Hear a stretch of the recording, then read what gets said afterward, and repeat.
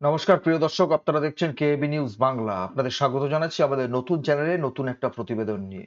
আজকে কলকাতা হাইকোর্টের মাননীয় বিচারপতি জাস্টিস রাজাশেখর মান্থার এজলাসে প্রাথমিকের নিয়োগ সংক্রান্ত একটা মামলা ছিল, এবং যে মামলায় মূল মামলাকারীদের আইনজীবী ছিলেন সিপিআইএম নেতা, রাজ্যসভার সাংসদ, বিশিষ্ট আইনজীবী বিকাশ রঞ্জন ভট্টাচার্য। তিনি যথারীতি সেই মামলায় মামলাকারীদের হয়ে সওয়াল করার পর যখন কোর্টরুম ছেড়ে বেরিয়ে আসছিলেন, তখন বিতর্কিত প্রাথমিক চাকরি রতদের একটা অংশের বিক্ষোভের মুখে তিনি পড়েন। আপনারা ছবি দেখতে পাচ্ছেন, এবং তারা বিকাশ রঞ্জন ভট্টাচার্যকে ঘিরে স্লোগান শাউটিং করতে থাকেন। তারা বলতে থাকেন, আপনি চাকরি খাচ্ছেন, আপনাদের জন্য আমাদের অনেকের চাকরি চলে যাচ্ছে, এবং সুতরাং এই দাবি তুলে এই কথা বলে তারা বিকাশ রঞ্জন ভট্টাচার্যকে ঘিরে বিক্ষোভ দেখাতে থাকেন। আপনারা ছবিতে দেখতে পাচ্ছেন, ভিডিও নিশ্চিতভাবে আপনাদের দেখাবো। তবে বিকাশ রঞ্জন ভট্টাচার্য এর কোনো কার্যত উত্তর দেননি। তিনি তার মতো গটগট করে হেঁটে বেরিয়ে যান। কিন্তু এই যে হঠাৎ করে বিকাশ রঞ্জন ভট্টাচার্য, যিনি আইনজীবী, ওই মামলার মূল মামলাকারীদের আইনজীবী, তাকে ঘিরে এই বিক্ষোভ কি কারণে?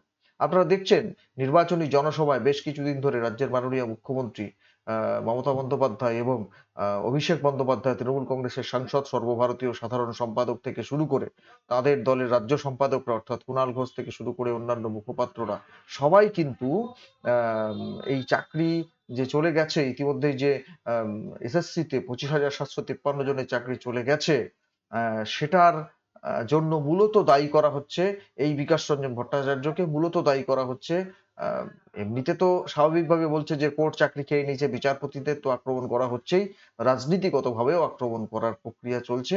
বিকাশ রঞ্জন ভট্টাচার্য তার মূল অভিমুখ, সেই সঙ্গে বিজেপির আইনজীবীদেরও আক্রমণ করা হচ্ছে, অন্যান্য সবাইকে আক্রমণ করা হচ্ছে।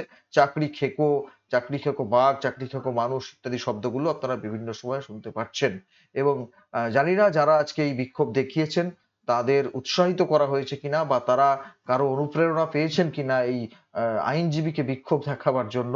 বিকাশ রঞ্জন ভট্টাচার্য আজকে সওয়াল করছিলেন যে 2014 সালে যে টেট পরীক্ষা নেওয়া হয়েছিল, এবং যে টেট পরীক্ষার ফলাফলের ভিত্তিতে 2016 এবং 2020 সালে এ রাজ্যে 42,500 জনকে প্রাথমিকে নিয়োগ করা হয়েছিল, এবং যে নিয়োগের বিরুদ্ধে একটা একটা বড় অংশের অভিযোগ আছে যে সেখানে ওএমআর শিট ব্যাপকভাবে ট্যাম্পারিং করা হয়েছিল, এবং সেগুলোকে বিকৃত করে ফলাফলকে প্রভাবিত করে তারপর এই 42,500 জনের একটা বড় অংশকে চাকরি দেওয়া হয়েছে। আজকে সেই সব নিয়েই জাস্টিস মান্থার আদালতে সওয়াল করছিলেন বিকাশ রঞ্জন ভট্টাচার্য, এবং তারপর তিনি যখন কোর্টরুম থেকে বেরিয়ে আসেন, তখনই এই বিতর্কিত চাকরিজীবীদের, যারা চাকরি করছেন প্রাথমিকে, সেই প্রাথমিক শিক্ষকদের একটা অংশ তাকে ঘিরে বিক্ষোভ দেখাবার চেষ্টা করে।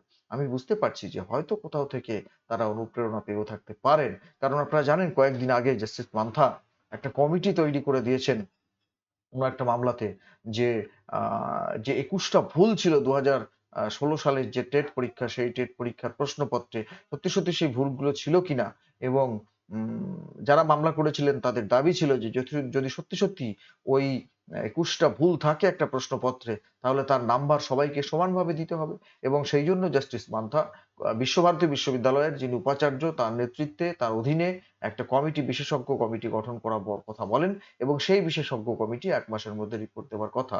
এরই মধ্যে এই ধরনের যে একটা বিক্ষোভের ঘটনা কি প্রমাণ করছে? যে কোর্টে বিক্ষোভ দেখিয়ে, বিচারপতিদের বিক্ষোভ দেখিয়ে এইভাবে গোটা বিষয়টাকে ধামাচাপা দিয়ে নিজেদের চাকরিগুলোকে বজায় রাখা যাবে? যদি সত্যি সত্যি দুর্নীতি হয়ে থাকে, এবং আপনারা জানেন বিকাশ ভট্টাচার্য তিনি কিন্তু এই সমস্ত দুর্নীতির বিরুদ্ধে, মূলত এই শিক্ষক নিয়োগ দুর্নীতির বিরুদ্ধে একটা তীব্র প্রতিবাদ, প্রতিরোধমূলক একটা জায়গায় অবস্থান করছেন, এবং তিনি এই গোটা আইনি যে লড়াই, সেই লড়াইয়ের একটা স্তম্ভ স্বরূপ, এটা সবাই স্বীকার করেন। এবং আজকের এই বিক্ষোভের ঘটনা প্রমাণ করছে যে বিকাশ রঞ্জন ভট্টাচার্যই কারো কারো চক্ষুশূল হয়ে উঠছেন, এবং ওই যারা অন্যায়ভাবে চাকরি পেয়েছেন, টাকা দিয়ে ওএমআর শিটকে ট্যাম্পারিং করে যারা চাকরি পেয়েছেন, তাদের চক্ষুশূল হয়ে উঠছেন বিকাশ রঞ্জন ভট্টাচার্য। আপনাদের নিশ্চিতভাবে ভিডিও দেখাবো। তার আগে একটা কথা বলি, যে এই ঘটনার তীব্র নিন্দা কিন্তু করেছে বিজেপিও। বিজেপির পক্ষ থেকে আইনজীবী তরুণজ্যোতি তিওয়ারি তিনি বলেছেন যে বিকাশ রঞ্জন ভট্টাচার্য তিনি বামপন্থী নেতা, কিন্তু আইনজীবী হিসাবে তাকে আমরা সম্মান করি। এই একজন বিচারপতিকে হাইকোর্ট চত্বরে, এই যে কোর্ট রুম থেকে বেরোবার মুখে এই ধরনের বিক্ষোভ প্রদর্শন মোটেই ভালো কাজ নয়। যারা বিকাশ রঞ্জন ভট্টাচার্যকে কার্যত ভয় পাচ্ছেন, যে তিনি এই ধরনের সওয়াল করলে সত্যি সত্যি তাদের চাকরি চলে যেতে পারে এবং তিনি ন্যায়ের পথে থেকে ন্যায়ের কথা বলছেন। আহ, তারাই এই ধরনের কাজ করতে পারে বলে সাধারণ মানুষের ধারণা। ওই যে বললাম, কোথাও থেকে হয়তো অনুপ্রেরণা পেয়ে থাকতে পারেন তারা। দেখুন, বেশি কথা বলছি না, আপনারা ভিডিওটা দেখুন, তাহলে বুঝতে পারবেন যে কি ঘটনা ঘটেছে। দেখুন।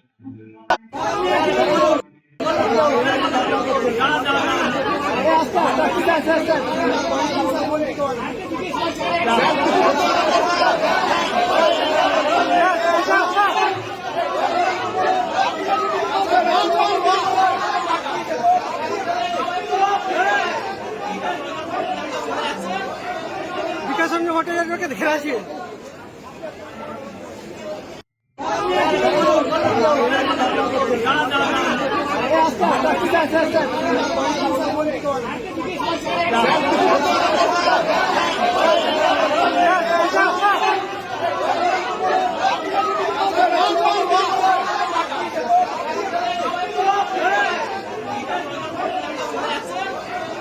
বিকাশ হোটেলের দেখে আসি।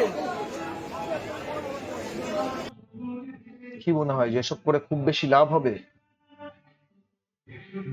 জাস্টিস মান্থা, তিনি এই গোটা মামলাটা শুনছেন, তার বিরুদ্ধেও কিন্তু কম কিছু করা হয়নি। তার এজলাসের সামনেও বিক্ষোভ দেখানো হয়েছে, ঘিরে ধরে তাকে এজলাস থেকে বেরোতে না দেওয়ার চেষ্টা করা হয়েছে এবং তার বাড়ির সামনে পোস্টারিং করা হয়েছে।